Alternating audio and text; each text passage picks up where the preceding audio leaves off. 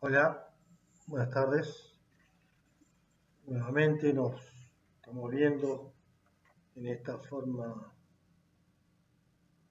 tan triste, tan amarga, pero bueno, circunstancial esperemos. Y vamos a seguir con esta metodología de trabajo mientras no sea posible. Eh, Hoy lo que vamos a hablar es el tema relativo, referente a la organización administrativa. Advirtamos qué venimos haciendo hasta ahora. Es muy importante para mí que ustedes puedan entender el contexto de la materia. Uno puede estudiar o no puede estudiar. Es una decisión de cada uno que yo no lo puedo reemplazar. Lo que mi deber es que ustedes entiendan de qué se trata esta materia. Y la idea hasta ahora de lo que venimos hablando es lo siguiente. Lo venimos haciendo por partes y lo tenemos que ir de a poco mostrando cómo se van relacionando esas partes para formar un todo. No es una distribución de temas tan disociada. El tema es el siguiente. Nosotros hasta ahora hemos hablado, tenemos preciso y concreto, que hemos hablado en la primera parte de algo que se llama administración pública, del cual pocos saben, pero muchos le exigen a la actividad. De ese fenómeno de la administración, una parte de una organización estatal, le hemos dado cuál es la actividad que ha desarrollado a lo largo de la historia y lo que se espera de ella. Ahora, esa realidad tiene un contexto jurídico que es lo que nos interesa a nosotros. No nos interesa, como abogados, no nos interesa, o como el derecho administrativo al menos, no nos interesa cuál es el papel que va a desarrollar, sino los instrumentos jurídicos de los cuales dispone para actuar en ejercicio de esa función. Entonces, tenemos una organización, es una actividad que nosotros llamamos una entidad que denominamos administración pública, cuyo autoridad superior, por así decirlo, el jefe supremo es el presidente de la nación en el ámbito federal, en el ámbito de la provincia el gobernador y en el ámbito de los municipios el intendente. Son tres administraciones públicas diferentes. Ahora, hemos expuesto también que esa administración pública, según cada país, puede tener un contexto jurídico diferente. Nuestro país abraza el modelo que denominamos Estado de Derecho. Entonces, conforme al Estado de Derecho, tiene ciertas características, las cuales están preservadas y desarrolladas en nuestro sistema constitucional, y también establecimos que esa administración, conforme a ese estatus constitucional, generaba relaciones o vínculos con los ciudadanos. Ahora, ese vínculo con el ciudadano lo tenemos que volver a analizar también desde un punto de vista de un régimen jurídico. Entonces, nosotros dijimos, bueno, ese vínculo entre el Estado, o la administración pública, que en definitiva es el Estado, con el ciudadano o con otra administración pública se vincula de una forma. Esa vinculación desde el punto de vista jurídico lo hemos denominado relación jurídica. En esa relación jurídica hemos dicho que el vínculo jurídico desde la óptica de la cual fue conformada esta tesis, que es la tesis de origen civilista, ese vínculo se da entre dos personas jurídicas, que uno puede absorber una parte, absorber la parte, el papel o la situación jurídica activa, y otra la situación jurídica activa. Quien tiene el papel de la situación jurídica activa normalmente es un titular de una obligación, y quien adopte o se encuentra el titular de una situación pasiva es titular de una obligación. Cada una de esas dos partes no significa que sea una sola persona, pueden ser muchos, como pueden ser muchos deudores, como pueden ser muchos acreedores. Entonces, la óptica es la misma para el derecho público y para el derecho privado. De hecho, el derecho público se la adopta del régimen del del derecho privado, teniendo en cuenta que el sujeto a Estado, el sujeto de administración pública, tiene ciertas calidades que el particular no las tiene. Por ejemplo, ejerce una potestad sobre otras personas, que el particular no lo puede hacer. Entonces, es una situación jurídica similar, pero no es la misma. Dicho eso, entonces, tenemos que seguir. Tenemos que hay una administración pública que está dentro del Estado y que hay una relación jurídica. Pero hemos dicho que para que sea una relación jurídica, ese vínculo jurídico se tiene que dar indudablemente entre dos personas. Si esto es así, lo que estamos diciendo implícitamente es que el Estado es una persona. Para ser una persona, esto ha sido una evolución, lo pueden leer de los libros, de los manuales, no siempre se ha admitido el carácter de persona. Pensemos que el solo hecho de tener la idea de persona es estar sometido no solamente como un titular de derechos, sino de obligaciones. Y justamente durante el siglo XIX, el gran papel del Estado no era no tener derechos, sino justamente lo que era no tener obligaciones. Así que nadie le puede exigir al Estado el ejercicio de algún tipo de actividad, de obligación. Entonces, volvemos al planteo. Estamos en presencia de una persona. Siempre que estemos hablando de derecho, estamos hablando de relaciones jurídicas entre personas. Y dentro de esta relación jurídica, la que nos interesa a nosotros es aquella relación donde el Estado interviene en ejercicio de su función administrativa o como administración pública. De un punto subjetivo o de un criterio material, cualquiera que elijan ustedes. El problema, como dijimos hasta ahora, es, entonces, persona pública. En su momento se planteó la idea si era una persona pública, si era una persona jurídica pública o si era una persona privada. Para algunos, el hecho de ser una persona pública no era sujeto de obligaciones, o sino únicamente algunas que estén expresamente determinadas que el Estado quiera asumirlas como propias. Si cuando actuaba como persona privada, actuaba como un particular más. Esta es una teoría de la doble personalidad de Estado, que después la vamos a ver en materia de proceso, que fue desestimada y que en la actualidad, fruto primero del Código Civil y de la evolución del Código Civil y la confirmación de la CEDAW, se ha aceptado que el Estado tiene una sola personalidad, que es una persona de derecho público. Cuando actúa, siempre que actúa, es una persona de derecho público, con todo lo que eso que lleva. Bueno, ¿qué pasa en el Código Civil y Comercial? O sea, ¿dónde está establecido que el Estado es una persona jurídica? El carácter de persona pública está determinado en el viejo Código Civil de Vélez y también el Código Civil y Comercial. El Código Civil y Comercial expresamente, recuerden que establece una diferenciación entre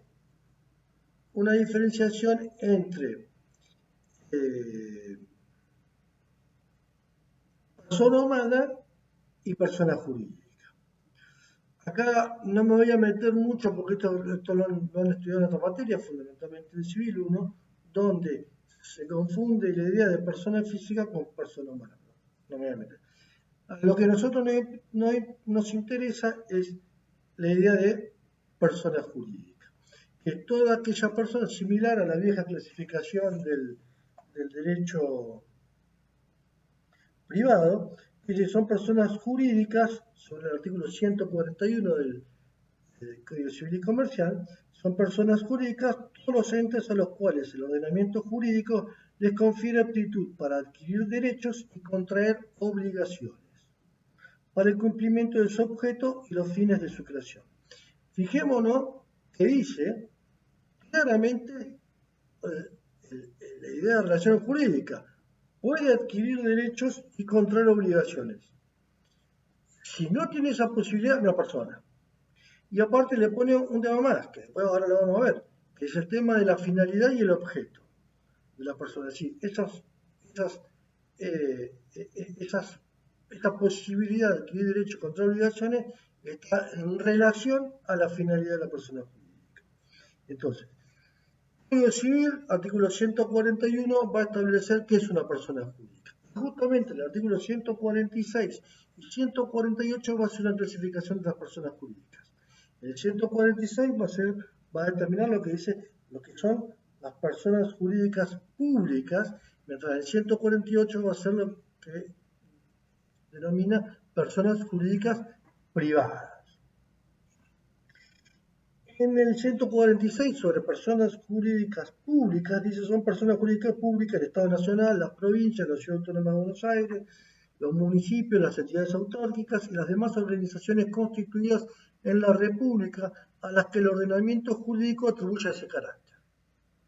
Y aparte los estados extranjeros y la Iglesia Católica. Por otro lado, el 148 dice son personas jurídicas privadas, las sociedades, las asociaciones civiles, las simples asociaciones, las fundaciones. Esta clasificación ha llevado durante muchos años a un grave error, el cual ustedes tienen que advertir, no ahora, porque no es un problema de examen, sino para el ejercicio de su vida profesional, que estas clasificaciones, como dicen los teóricos del derecho, es exclusivamente descriptiva. ¿Qué quiere decir? El hecho de que sea una persona jurídica pública no tiene más sentido que decir que es una persona jurídica pública. Es decir, no cambia en nada que su régimen jurídico vaya a ser el régimen de derecho público, porque eso va a depender del régimen jurídico posterior. Que una persona sea de derecho, una persona jurídica privada, no significa que exclusivamente su régimen jurídico va a ser una persona del derecho privado. De hecho, ustedes cuando están viendo acto administrativo pueden ver que en algunas tesis sostienen que algunas personas privadas que ejercen una potestad pública, su actividad es considerada como un acto administrativo. Independientemente de la discusión está. Entonces, ¿existe una clasificación? Sí existe una clasificación. ¿Sirve para algo? Sirve para ubicarnos y para los que especialmente cada norma establezca si se justifica o no. Porque hay muchas normas que no pareciera que no necesitan esa diferenciación. Esto es sumamente discutido, pero lo que sí es cierto es que no necesariamente que una persona sea pública significa que exclusivamente va a realizar actos administrativos. No, eso va a depender de la legislación sobre el acto administrativo, como también la responsabilidad. Entonces, personas jurídicas públicas, personas jurídicas privadas. El problema, pasado esta clasificación, el problema que nosotros tenemos en el derecho público, el derecho administrativo en particular, es cómo hacemos para saber que la actividad que realiza este sinnúmero de personas humanas que actúan dentro de la organización de administración pública, sus actos son actos de la administración pública, en definitiva del Estado, y cómo sabemos cuándo esos actos son realizados exclusivamente a título personal. Si yo fuera empleado, un docente de la provincia, yo vaya al recreo y de los alumnos y que lastime a un compañero o a un alumno, lo que tendremos que diferenciar es si ese acto es un acto del Estado, imputable al Estado, o si ese acto es imputable personalmente y por lo tanto responsable personalmente. Eso lo vemos después.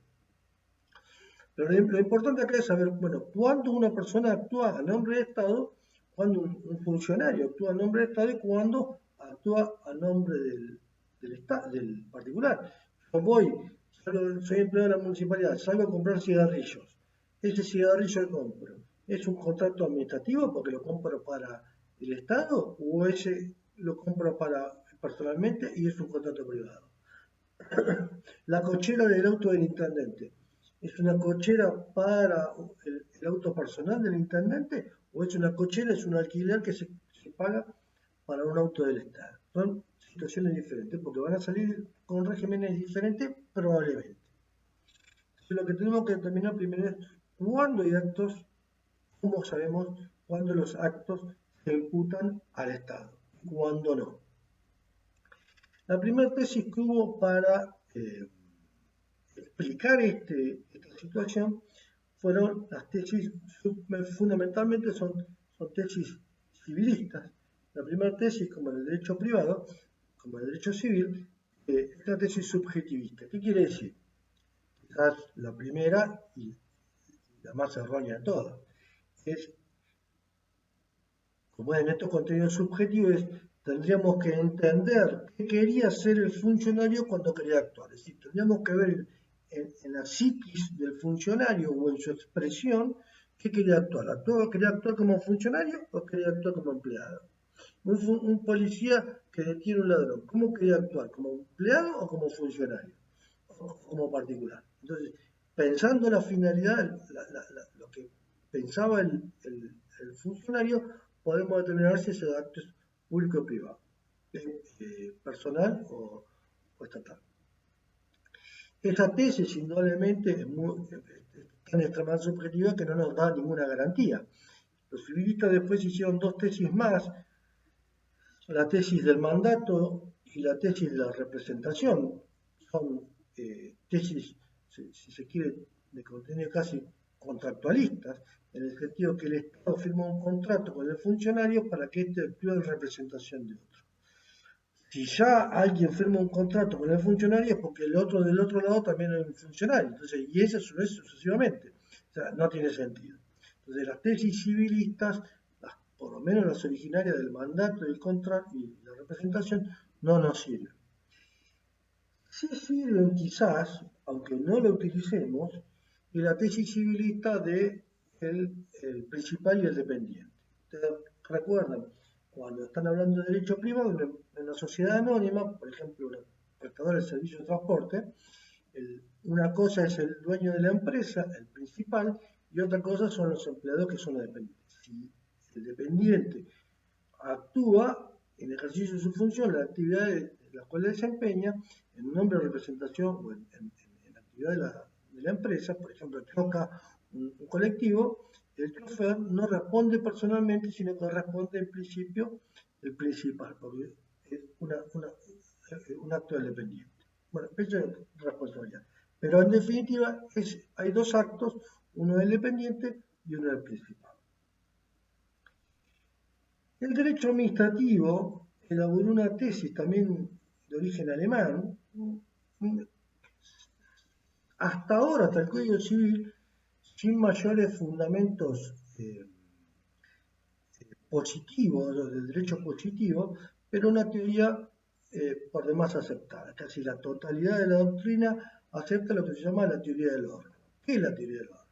La teoría del órgano lo que representa, lo que significa es que la actividad del funcionario cuando actúa dentro de un órgano del Estado, esa actividad no es propia del funcionario, sino que es propia del Estado. No hay dos personas, sino que el funcionario es el Estado. Es como si yo en este momento, cuando a usted le digo, chicos, mira, terminó la cursada, todos aquellos que son de San Lorenzo están aprobados, tienen un 8 y el resto lamentablemente están desaprobados. El que actúa no es Carlos Herrera, sino que el que actúa es el Estado mismo. Entonces yo no me hago responsable.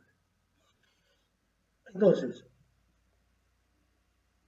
la teoría del órgano es una tesis, primero de índole académico, y que recién en el año 1985 va a tener reconocimiento jurisprudencial en un fallo, justamente el fallo más importante a nivel de responsabilidad de Estado, que es el fallo Badel, que después lo vamos a ver en materia de responsabilidad, que por casualidad de la vida, es un fallo en un caso de Necochea. No tiene nada que ver conmigo ni con mi juzgado, porque es de muchos años antes. Después lo veremos, esperemos ya en forma presencial, pero es un famoso caso de responsabilidad del Estado donde hay un error registral. Bueno, en ese caso se dispuso que todos los actos que realicen los empleados del Estado se imputan a una persona llamada Estado, siempre y cuando bajo ciertas condiciones estén realizando. Esto es fundamentalmente para salvar ciertas situaciones que dentro de la administración pública a lo largo de un expediente no se sabe a lo largo de un expediente cuál es la persona actuante. Justamente, en un expediente administrativo pueden intervenir 20, 30 funcionarios o más. Si el perjudicado es el resultante final de este procedimiento, es decir, el ciudadano, cuando termina el procedimiento administrativo se ve perjudicado, no puede andar adivinando cuál de todos los funcionarios actuantes fue el que actuó contra el derecho, ni puede exigir de todo. Entonces, ¿qué se hace? Se hace una síntesis y se dice, señores, todos son en ejercicio del Estado y por lo tanto el acto de todos es imputable al Estado. Después el Estado verá si hay una responsabilidad personal cada uno. Pero ese acto final es un acto considerado propio del Estado. Esto no estaba previsto en el ordenamiento civil. El ordenamiento civil recién va a aceptar la teoría de los órganos, fíjense, en el artículo 1763. Leanlo ustedes, pero recién lo va a ver en el artículo 1763 cuando sí diferencie que los órganos, actos de los órganos de las sociedades, fundamentalmente las personas jurídicas, que ya no son dependientes, son los dueños, pero que toman decisiones genéricas. Bueno, ahora se ayornó el derecho privado y adoptó aquello que el derecho público lo hacía de hacia manuncillo. Entonces, tenemos administración pública dentro de una relación jurídica. En esa relación jurídica va a tener derechos u obligaciones, depende a los hechos, actos u omisiones que generan sus órganos. Esos órganos del Estado, están compuestos según las tesis, según las doctrinas también. Algunos dicen 2 elementos, otros dicen 3. Normalmente la doctrina habla de 2 elementos, un elemento material u objetivo, que es la competencia, y un elemento subjetivo, que es el funcionario público. Es decir, en esta tesis, para que exista un órgano de Estado, hay 2 elementos. Uno es el funcionario actuante y otro es la competencia que tiene.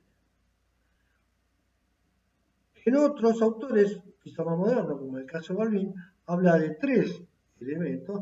Habla del elemento objetivo, que es la competencia, el elemento subjetivo, que es el funcionario, y el elemento recursos, dice, que pareciera que son todos los recursos que el Estado dispone para que ejerza la competencia de ese funcionario. Me imagino que deben ser no solamente recursos patrimoniales. Bueno, vamos entonces, sintéticamente, no me quiero otra vez ser muy largo, vamos a intentar ser breve. Yo después le voy a mandar, le dejo junto con esto unas hojitas para que vayan siguiendo la clase, y la voy tomando como guía para hacerlo más costo, aunque no parezca. Entonces, esa competencia, lo que tenemos que determinar es cuál es la competencia. Dijimos que el órgano está, el funcionario actúa dentro de esa competencia. Entonces, ¿cómo sabemos cuál es la competencia? Primero sabemos qué es la competencia. Eso, ustedes lo saben ya desde el elemento. La competencia es la aptitud legal para actuar. Es decir, es lo que determina una norma jurídica que uno puede actuar legalmente. Ahora, ¿qué puede? ¿Cuál es la extensión de eso que puedo hacer? Acá también hay diferentes tesis. En las tesis que yo les marqué, que están todas obviamente desarrolladas en cualquier libro, pero fundamentalmente en Balbín, que es el vamos de base, pero también lo está en las clases de Hutchinson, dice, al menos hay 3 tesis. Aquellos que hablan que únicamente se considera un órgano competente, aquel cuya competencia está determinada en forma expresa, es decir, hay una norma jurídica que dice expresamente cuál es la competencia de un órgano.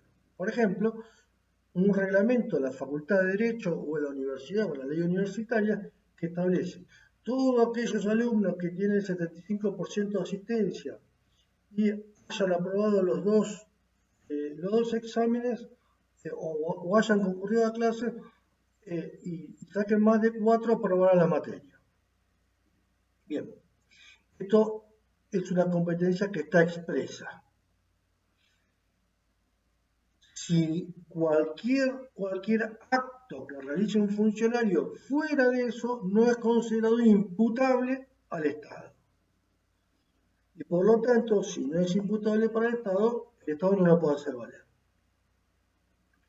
Si yo digo únicamente que la competencia es la expresa, y yo digo, mirá, estás desaprobado, alguien podría decir, no, usted no tiene competencia para desaprobarme, porque únicamente dice la norma que el profesor lo que puede hacer es, si yo asisto a todas las clases, ponerme un 4, pero no dice desaprobarme. Cosa rara sería, pero normalmente el legislador puede escribir cualquier cosa. Entonces aparece ahí otra segunda tesis que dice, no, pará. Tengamos cuidado, porque el legislador a veces no es tan inteligente como parece, y en realidad lo que hay que considerar es que la competencia es la expresa, pero también hay una competencia implícita. Implícita en diferentes sentidos. Implícita en la norma, pero también puede estar implícita en la finalidad del órgano. Si el órgano, por ejemplo, policía de la provincia de Buenos Aires, si la finalidad del órgano policía es combatir la inseguridad, cualquier acto que afecte la seguridad sería dentro de la competencia de la policía. Y por lo tanto, si yo tengo inseguridad a que mi hijo salga de noche cuando yo no lo autorizo, podría agarrar a la policía y decir, sí, señor, acá lo tengo porque usted tiene inseguridad. Bueno, entonces, acá hay que determinar, precisar cuál es lo implícito. Es peligroso la tesis de agregarle competencia aparte de la expresa a la implícita. Entonces, está implícita, sí, pero quizá no en la finalidad, quizá no en el objeto, creo, sino lo más importante es que esté implícita en lo expreso. ¿Qué quiere decir esto? Si la norma me dice que yo puedo aprobar a partir de 4, está implícito que si saco menos de 4, estoy desaprobado. Y que no puedo, por lo tanto, terminar la cursada. O no puedo satisfacer ese interés. Entonces, volvemos. Si alguien actúa dentro de una competencia expresa, ese acto es imputable al Estado. Si alguien actúa dentro de la competencia implícita no expreso, también será imputable al Estado. Fíjense la importancia, elementos, cuestiones prácticas. Cromañón, ¿fue el policía a controlar el boliche si tenía seguridad? Sí, no, podía ir. Estaba expreso, estaba implícito, era un deber de ir. Entonces, lo que tenemos que ver es si tenía competencia o no tenía competencia. O tenía que venir los bomberos. Entonces, un agente policial está de vacaciones, pero sin embargo va con su familia en auto y observa un delito y como profesional de la policía se enfrenta con los presuntos delincuentes y mata a uno. ¿Estaba en servicio? ¿No estaba en servicio? Estaba dentro de la competencia implícita. El solo hecho de que haya un ilícito, aunque sea fuera del horario de servicio, está dentro de la competencia. ¿Es imputable ese acto al Estado? ¿Es responsable el Estado por ese acto que tuvo el funcionario? Bueno, son cuestiones extremadamente importantes. Cuestiones que ustedes la están analizando en materia de acto administrativo. Es decir, para que el acto administrativo sea válido, para que ese acto pueda tener sus efectos razonables que prevé quien dicta el acto, uno de sus elementos es que el funcionario que lo dicte está en ejercicio de esa función. Que esa función puede ser implícita o expresa. Pero aparte hay una tercera tesis. Una tesis también de un de un maestro del derecho administrativo argentino, Juan Francisco Linares, en el cual hablaba de la tesis de la especialidad, la tesis del derecho privado. Ustedes saben, en una persona jurídica del derecho privado, la tesis, como hoy dije el Código Civil, la tesis se imputan a una persona jurídica privada los actos de su dependiente siempre y cuando estén dentro de su finalidad u objeto. Si están fuera de su finalidad u objeto, ese acto no es propio del agente, del empleado, sino que será, perdón, no es propio de la persona jurídica, sino que será privado. Si un chofer de colectivo y va manejando un colectivo, ese acto está representando, es propio de la empresa. Pero si está fuera de su finalidad, se va del camino y va a un boliche con su novia y chocan justo con el colectivo, ese acto está fuera de la finalidad de la empresa y por lo tanto puede ser un acto considerado no propio de la empresa, sino de responsabilidad personal del empleado. Eso lo podemos volverlo al derecho público. Por ejemplo, decir, bueno, a ver, todos los actos que realiza el Estado en ejercicio de sus fines son actos del Estado. Eso podría ser, pero tenemos una percepción en nuestro mundo que todos cuando hablamos que está algo dentro de la competencia decimos aparentemente como que fuera válido, se presume incluso legítimo. Entonces, entender y extender el concepto de competencia a la finalidad nos podría llegar a admitir o entender, quizás no en mi caso porque yo no acepto este posicionamiento o no comparto este posicionamiento, pero podría entenderse que cualquier acto que realiza la administración pública o el presidente de la nación en beneficio de de los intereses de la sociedad sería un acto imputable al Estado. Como está dentro de su competencia, por lo tanto válido. Entonces, no parece que este fuera un modelo seguro de determinar competencia. Puede ser que sea para la finalidad del órgano, podría de alguna manera verse, pero lo importante es que el criterio más seguro que tenemos nosotros para entender cuándo un funcionario actúa es la competencia expresa y la implícita en la expresa. Si el funcionario, el intendente de la ciudad de Mar del Plata, el Partido General Pueyrredón, puede cortar una calle, la ruta, por el efecto de la pandemia, tendremos que ver si hay una norma jurídica dentro de la legislación de la provincia de Buenos Aires que diga que los intendentes de las ciudades pueden cortar calles. Si no pueden, entonces ese acto está fuera de la competencia. Si está fuera de la competencia, cuando imputemos el acto, diremos uno de sus elementos de ese acto administrativo no es válido. Y por lo tanto, ese acto administrativo entrará dentro del sistema de invalidez que se lo están hablando con López. Entonces, competencia expresa e implícita. Otro elemento, el funcionario. El funcionario no vamos a hablar. Lo que podemos decir que el funcionario público, después hay una bolilla especial, una unidad especial, el régimen jurídico del empleado público. Es decir, el vínculo jurídico que se da entre el Estado y sus funcionarios que actúan dentro de los órganos es un régimen jurídico de empleo público. Este tiene un sistema jurídico especial, diferente al sistema laboral, y por lo tanto un régimen de empleados o de funcionarios dentro del derecho público. Dicho esto, el tema de los recursos lo dejamos para el resto de la materia. Balbín tampoco lo trata muy en particular. Entonces tenemos, vuelvo, competencia, y tenemos los elementos integrantes de la competencia.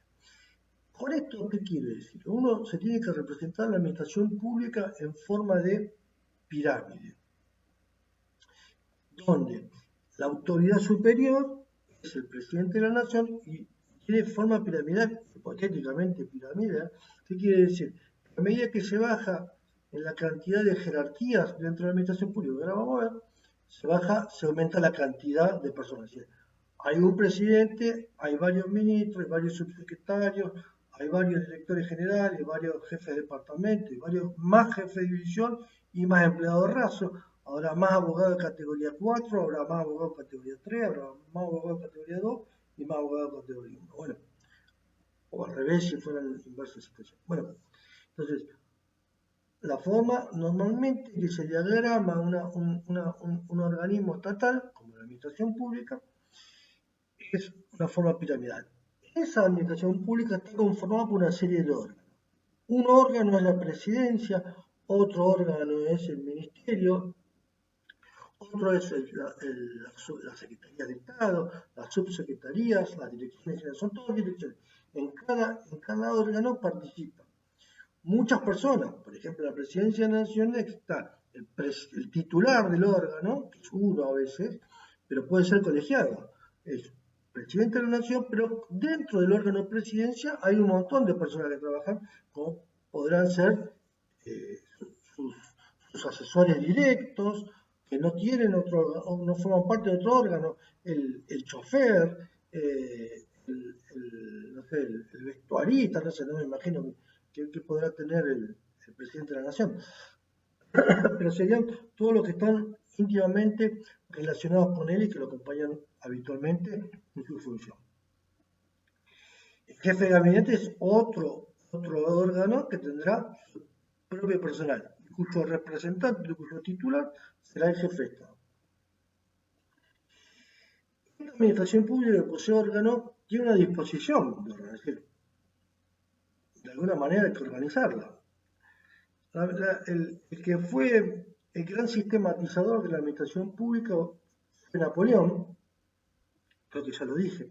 Napoleón, cuando después de la Revolución Francesa se hace cargo del poder francés, va a adaptar el sistema de la administración pública, el poder, en definitiva, francés, lo va a organizar en una visión similar a la que organizaba una organización militar. Entonces va a tener dos principios básicos que se siguen sosteniendo en la actualidad, que es el principio de jerarquía y el principio de especialidad, o de división de funciones, como lo dice Balbín. El principio de jerarquía quiere decir que hay funcionarios que tienen la posibilidad de contralor de las decisiones de un funcionario de inferior jerarquía. Hay un poder que el superior puede controlar al órgano inferior. Pero por otro lado hay un grado de especialidad, que quiere decir que los funcionarios podrán ser superiores o inferiores, pero dentro de un grado temático, que hace a la especialidad de la función. Una cosa, por ejemplo, en un municipio es el área contable, otra es el área educativa, otra es el área de obras públicas, entonces, o el área de servicios. Entonces, hay un único intendente, pero después hay especialidades. Dentro del área de obras estará el secretario de obras, el subsecretario de obras y el director general de obras. ¿Se entiende? Esto, ya que obviamente es tomado del sistema militar. El sistema militar, uno lo podrá ver en cualquier película, o para los que le guste el tema, está lo que están la artillería, la infantería, la caballería, cada uno tiene un sistema jerarquizado, pero dentro de su especialidad. Y todos están comunicados por un jefe en común. ¿Se entiende esto? Entonces, toda administración pública tiene un tipo de organización. Yo, en un rapto de trabajo, un ratito que tome, quise explicarles a ustedes al menos tres técnicas de organización que adopta los regímenes estatales. Si el sistema jurídico, cuando va a organizar una administración pública, tiene que adoptar técnicas. Si el sistema mañana le dice, bueno, a ver, vamos a crear la municipalidad de Batam, organícela.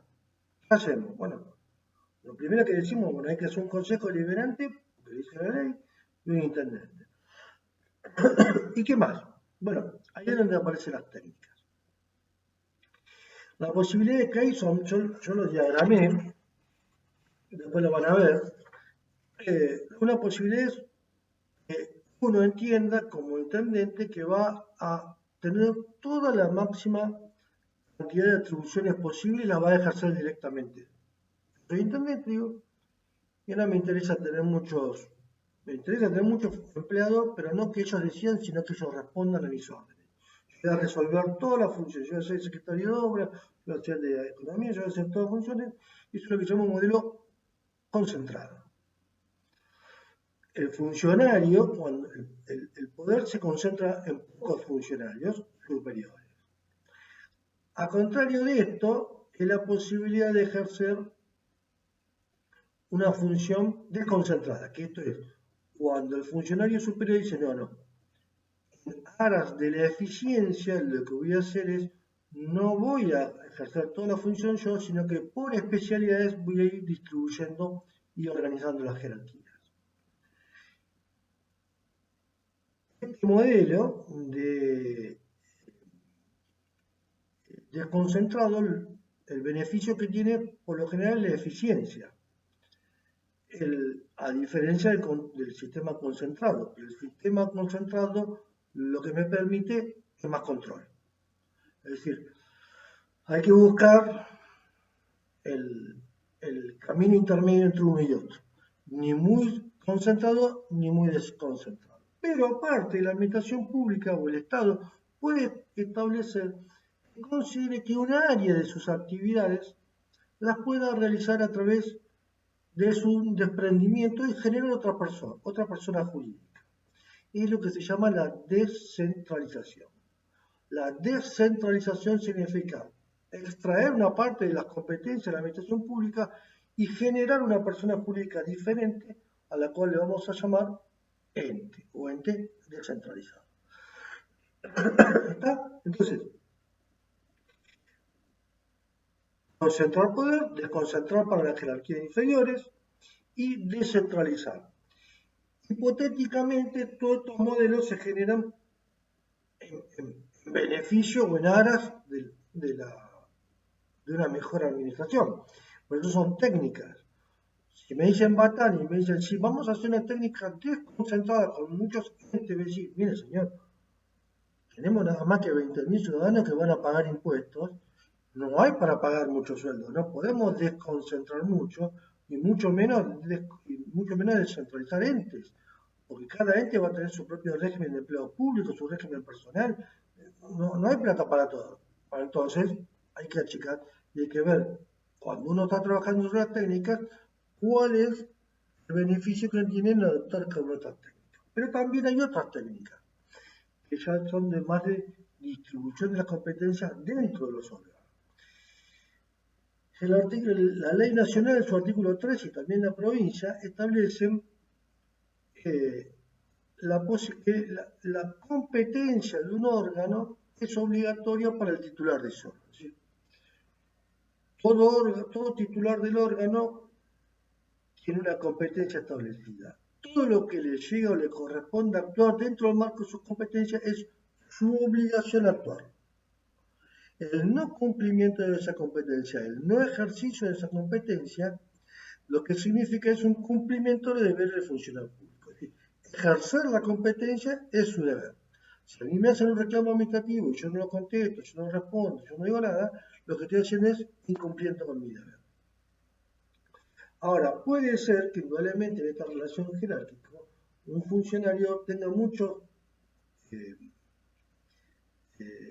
mucha actividad concentrada y lo que puede hacer es utilizar dos técnicas. Una es la delegación, que es la transferencia circunstancial de una competencia a un órgano inferior para un caso o para un tiempo, en el cual, por ejemplo, un secretario le delega un trámite o un problema a un funcionario subalterno. El funcionario superior se desentiende de la solución, pero sigue siendo responsable. La competencia circunstancialmente no se transfiere, lo que se transfiere es el ejercicio del poder. Lo que realice el funcionario a quien se delegue va a ser a título y a responsabilidad superior, que fue quien confió en él y le dio una delegación. Diferente es el proceso contrario, es el de la avocación. Un funcionario realiza una avocación cuando ejerce una competencia que se le atribuyó a un órgano inferior. Entonces, toma un expediente que está para resolver el intendente que ve un expediente que va a resolver un secretario. Y dice, pará, no lo resuelvas vos, lo resuelvo yo. Como tiene una relación jerárquica, su decisión en principio como regla general, salvo que esté prohibida, léanlo, pregunta de examen, léanlo, diferencia de la delegación y avocación entre nación y provincia, en donde el superior podrá o no abocarse a los actos que tiene el inferior. Puede ser que esté autorizada o puede ser que ejerza siempre. Lo dejo planteado para ir a leer. Bueno, y último. Ya hablamos cómo lo organizamos, ya dijimos que podíamos crear personas, entes descentralizados. Entonces, bueno, volvamos a la clasificación de personas. ¿Cuáles son las personas que integran el llamado Estado? Entonces, primero tenemos las personas estatales típicamente, son el Estado nacional, el Estado provincial y el Estado municipal. Pero aparte decía, el código hablaba de entes autárquicos y entes autónomos. Dentro, el término autónomo es un término que se ha utilizado en la Constitución ahora, por ejemplo, en materia del régimen universitario. Pareciera una vieja tesis, había que había tres instancias de poderes dentro del Estado. Los estados nacionales se decían que tenían las máximas atribuciones, en virtud de ello eran estados soberanos, por lo tanto era una garantía de poder frente a otros estados que conviven, pero que para adentro los estados que los integraban tenían un régimen de autonomía, donde se podían dar sus reglas propias, imponer reglas a los demás, no a los demás entes autónomos, sino a las personas que forman parte del mismo.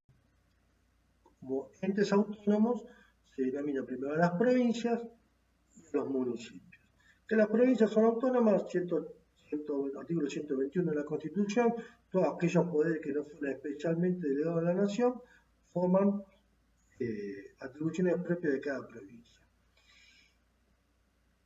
Si bien esto es manifiesto, yo soy de idea crítica respecto a nuestro federalismo. Yo creo que nuestro federalismo es un federalismo muy declamativo, pero que en los papeles del derecho es más que todo manifiestamente centralista. De hecho, el Código Civil, el Código Penal, todos los códigos forman parte de la autoridad nacional. Entonces,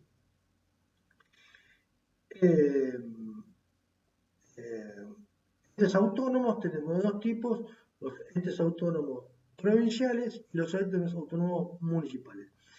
Durante una época, los municipios se establecía un debate muy importante, fundamentalmente dentro del derecho administrativo, que se decía que los entes municipales no eran entes autónomos, sino que eran entes autárquicos, que es una categoría inferior. Es aquella categoría donde una persona no se puede dar sus propias reglas, sino que solamente cumple con las que les imponen. Y que se puede administrar, pero incluso no puede designar sus propias autoridades. No podría si no se le autorizan expresamente. La Constitución del 94 se modificó y se estableció que los municipios son entes autónomos.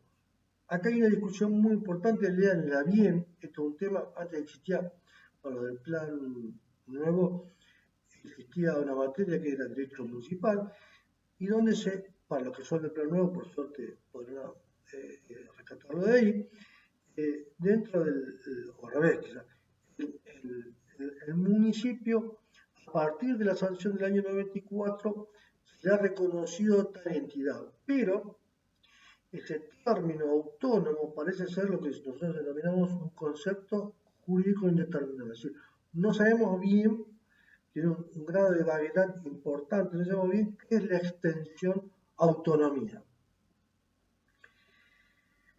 En un primer momento se entendió que la extensión del concepto de autonomía dependía de la extensión de lo que cada provincia regulara y estableciera como que ese municipio podía realizar algo. La autonomía dependía de las legislaturas de cada provincia que le reconocían o no ciertos poderes a un municipio. No era autárquico, pero le da una obligación, lo reenviaba a una cuestión provincial. La jurisprudencia, después lo pueden ver con detalle en Malvin, va a ir diciendo, no, paren un poco. Esto, cuando el constituyente estableció el principio de autonomía municipal, no solamente está diciendo que depende de las provincias, sino que está resolviendo que hay una capiti mínima, un concepto mínimo de autonomía que los municipios no pueden dejar de reconocer. Entonces, independientemente de que lo reconozca o no, pareciera para la Corte en alguno de sus fallos que dice, bueno, cuando hablamos de autonomía estamos hablando de una posibilidad por parte del municipio de disponer de sus bienes, de sus territorios y de cierto poder normativo mínimo para cumplir su finalidad. Finalidad que normalmente está impuesta así por la provincia, pero que a veces no le establece la ley para no permitirle hacer algo. Entonces, piensen, dentro de un gobierno provincial, los gobiernos provinciales por lo general, de hecho pasó así, cuando se hace la reforma de la Constitución del 94, yo trabajé como asesor, en forma concomitante con la constituyente de Santa Fe estaba la constituyente de La Plata para la provincia de Buenos Aires. La constituyente de la nación reconoce las autonomías municipales y la constituyente de la provincia no reconoce las autonomías municipales. ¿Por qué no las reconoce? Porque la pérdida o el aumento del poder de un municipio, ¿qué significa? La limitación o una disminución de los poderes centrales de la provincia, de La Plata, es decir, del gobernador y de la legislatura. Entonces, como nadie quiere dejar poderes, entonces no reconoce la autonomía. Lo que hace la Corte Nacional para evitar ese tipo de prácticas políticas dice, no, ustedes absorben lo que quieran, pero hay cierta potestad mínima que no puede dejar de considerar. De hecho, cuando hablamos de empleo público, verán que había una normativa provincial para todo el régimen de empleo público, hasta que la Corte dijo, no, en ejercicio de la autonomía municipales, cada municipio puede establecer su régimen jurídico, es decir, su ley de contrato de trabajo, su régimen de empleo de trabajo respecto a sus empleados, independiente de lo que disponga la provincia. Bueno, dicho esto, tenemos entonces entes soberanos, la nación, entes autónomos, las provincias, los municipios, analícenlo bien esto en el texto de Balbín, observen los municipios tienen una normativa del año 58 que tiene innumerables modificaciones, lo que se llama la LOM. Cualquiera que entra en una municipalidad, cualquier empleado municipal que dicen, ¿qué es la LOM? LOM, L-O-M, y todo el empleado municipal dice, LOM, Ley Orgánica de las Municipalidades. Quizás no sabe el texto, pero solo el hecho de decir LOM significa que está dentro de una norma que la provincia, la legislatura, determinó para los municipios. La ley orgánica establece, por ejemplo, la creación de dos organismos, el Departamento Ejecutivo y el Departamento Deliberativo. El Departamento Deliberativo, comúnmente denominado Consejo Deliberante, y el Departamento Ejecutivo, cuyo titular es el Intendente. Bueno, esto tiene sus funciones, cada uno, su candidato está determinado en la ley orgánica de las municipalidades. El Consejo Deliberante dicta ordenanzas, el intendente dicta decretos que tienen contenido de acto administrativo. Después esto lo habrán visto en fuentes. El decreto que dicta el acto, la forma de contenido de acto administrativo. Si es el intendente, como el presidente de la Nación, sus actos administrativos se llaman decretos. Cuando es de un organismo inferior, se pueden llamar disposición o resolución, depende, porque todos contienen contenido administrativo. Y las ordenanzas, que son actos no necesariamente generales, pero por lo general sí son. Aparte de los municipios hay otro tipo de entes que dijimos los entes descentralizados. Acá genéricamente yo les puse una clasificación de los entes autárquicos y no autárquicos. Los autárquicos, perdón, me olvidé entre los entes autónomos, que estaba mirando el cuadro. Dentro de los entes autónomos están los que tienen una base territorial, que son las provincias y municipios, pero hay otros entes que son autónomos, que no tienen una base territorial, sino lo importante no es el territorio como un municipio, como una provincia, sino la función que realizan. Estos son las universidades nacionales, que expresamente reconocen el carácter autónomo de la Constitución de la Nación. Tiene una ley especial y el hecho de que sean autónomos significa que no dependen de la autoridad que se puede ejecutar. Las universidades nacionales, yo soy un fiel defensor, sigo siendo un fiel defensor de lo que llaman las autonomía universitaria, propulsor y defensor de lo que son los principios de la reforma universitaria, en el cual, frente a otro tipo de posicionamiento que ven en la universidad no un ente autónomo, sino simplemente una dependencia más. Es decir, en la vocación universitaria hay dos tendencias. Aquellos que están conforme a la reforma universitaria, que es la que expresa la ley en definitiva y parte de la Constitución, que era entender que la universidad es un ente autónomo que se puede dar sus propias reglas, y aquellos que entienden que son un mero ente descentralizado, un ente sencillo y común, como puede ser cualquier escuela donde trabajan y están prestando los servicios o intereses del Poder Ejecutivo del turno. Bueno, esa no son formas, por suerte triunfó la ley sobre autonomía nacional, aunque podría mejorarse. Después, entonces son entes autónomos, territoriales o institucionales. Hay los entes autárquicos, son, sí, en este caso, de tipo institucional, es decir, todos los entes autárquicos están destinados o tienen un fin, una actividad. Un ejemplo, la AFIP. La AFIP es un organismo, la AFIP es la Agencia Federal de Ingresos Públicos, la encargada del cobro de impuestos de la nación, o ARBA en la provincia, o que se llama antes era rentas en la provincia, son órganos que tienen menos poderes, características generales, tienen menos poderes que los entes autónomos. No pueden disponer de normas generales, salvo en lo que es el control interno, pero no respecto a particulares, en principio, salvo que se lo deleguen.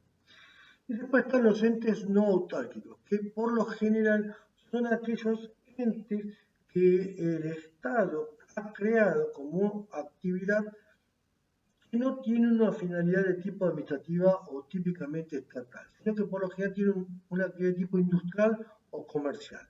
Y ahí entra una gama de actividades que pueden ser las empresas del Estado, dice Balbín, las sociedades del Estado, muy importante, la ley 20.705, y todas las sociedades con participación estatal. Es decir, el Estado cuando realiza su prestación de servicios puede realizarlo por sí mismo, el Estado Nacional o el Estado Provincial o los municipios, o puede realizarlo por alguno de sus organismos descentralizados.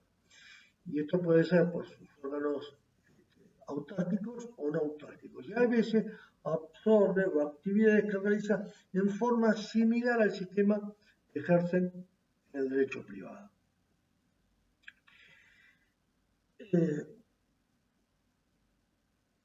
Pensemos entonces en las empresas públicas como una modalidad empresarial, pero muy sometida al derecho público, muy reglamentada por el derecho público y que fue una práctica habitual en nuestro país hasta el año 1992 aproximadamente, que fue el gobierno de Menem, cuando se ordenó la privatización indiscriminada de todas las empresas del Estado.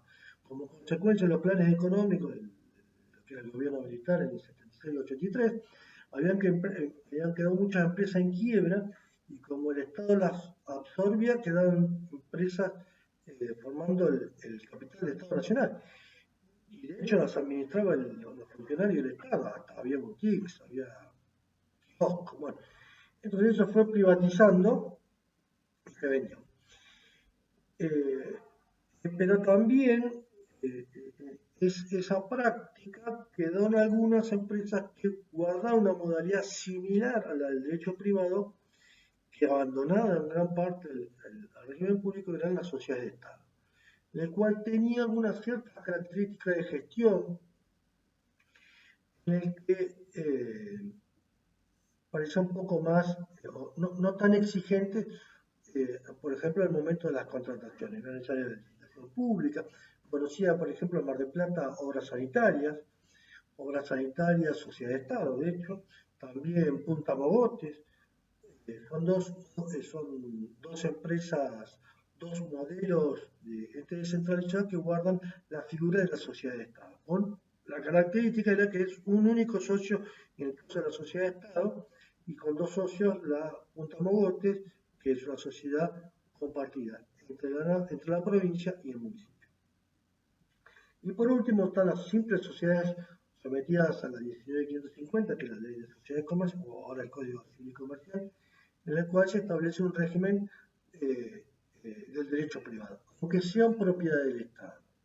Y salvo que la norma establezca, la empresa misma le dé algún beneficio extraordinario al Estado, sino están sometidos al derecho privado. Bueno, entonces, terminamos. Idea. Administración pública, puede hacerlo por sí o a través de entes descentralizados. Sabemos cuál es la competencia, cuál es el régimen de la competencia, cuál es la extensión, cómo va a ser su propia organización.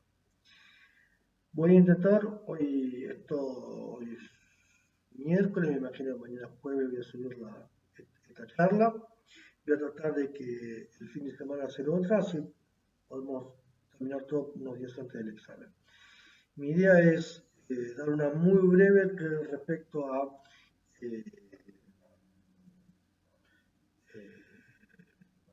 actividades discrecionales y regladas, que sería un tema importante que quedaría para ver, aunque ya lo pueden haber leído del libro, y lo que les pido es que me manden un mail al caherrera1962, todo con minúscula, caherrera1962, @hotmail.com, para cualquier consulta de mis clases o de cualquiera de los ayudantes, o están igual las clases de Hutchinson, obviamente, sobrepasan todos nuestros niveles.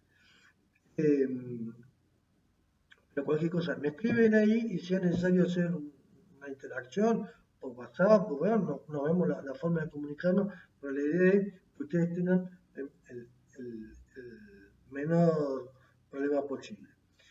Les recomiendo, estamos a 10 días del examen, les recomiendo lean el material bibliográfico que le damos. Las preguntas no salen de estas clases, sino salen de bibliografía. Insisto en esto. Las preguntas normalmente son 20 y pico de preguntas, el 50% es para aprobar, y aquellos que hayan realizado todos los trabajos prácticos, como yo se los mandé hace un par de días, le vamos a dar un punto extra.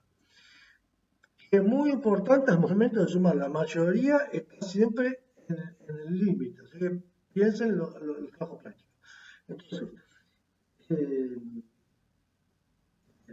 escríbanme, pregúntenme para todo lo que sea necesario, pero básicamente lean, ya Balbín o todo el material bibliográfico que le dieron los otros docentes. Por acá dejamos hoy y espero que antes del fin de semana o durante el fin de semana les dejaré una nueva clase, que esta también va acompañada de un pequeño régimen punteado de temas para que vayan esquematizándolo y lo vayan viendo con el libro. Trato de hacerlo esto para no perder, pues esto podría ser 5 horas. Bueno, perdonen y nos vemos la próxima clase. Un abrazo. Saludos.